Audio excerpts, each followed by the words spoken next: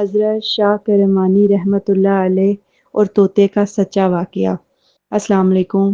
آج میں آپ کو ایک ایسی کرامات سنانے جا رہی ہوں جسے سن کر آپ کا ایمان تازہ ہو جائے گا۔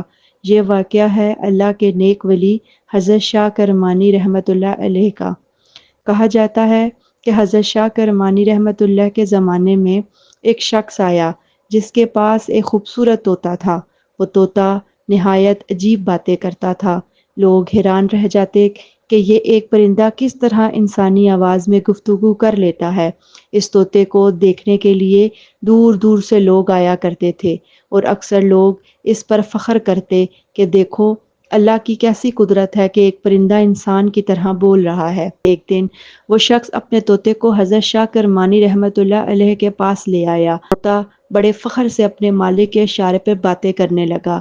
مجمع میں بیٹھے لوگ حیرت سے اسے دیکھ رہے تھے کہ ایک معمولی پرندہ انسانوں کی طرح بول رہا ہے، لیکن اچانک حضرت شاہ کرمانی رحمۃ اللہ علیہ کی آنکھوں میں آنسو آ گئے۔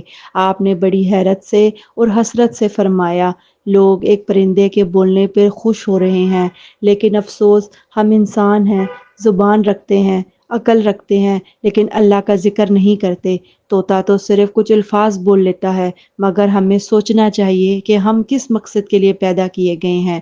یہ جملے سن کر مجمع میں سناٹا چھا گیا۔ لوگ رونے لگے۔ سب کے دلوں پر حضرت کی یہ بات بجلی بن کر گری کہ واقعی ہم پرندے کے بولنے پہ حیران ہوتے ہیں مگر اپنی غفلت پر افسوس نہیں کرتے۔ حضرت شاہ کرمانی رحمۃ اللہ علیہ کا یہ قول آج بھی دلوں کو جھنجھوڑ دیتا ہے کہ انسان اگر اپنی زبان کو ذکر الہی کے استعمال نہ کرے تو اس کی قیمت طوطے سے زیادہ نہیں۔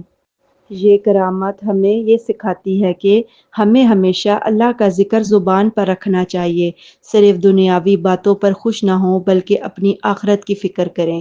اگر آپ کو یہ سچی اسلامی کہانی اچھی لگی ہو تو برائے کرم میرے چینل کو سبسکرائب کریں، ویڈیو کو لائک اور شیئر کریں تاکہ اور لوگ بھی اس کا فائدہ اٹھا سکیں۔ جزاک اللہ۔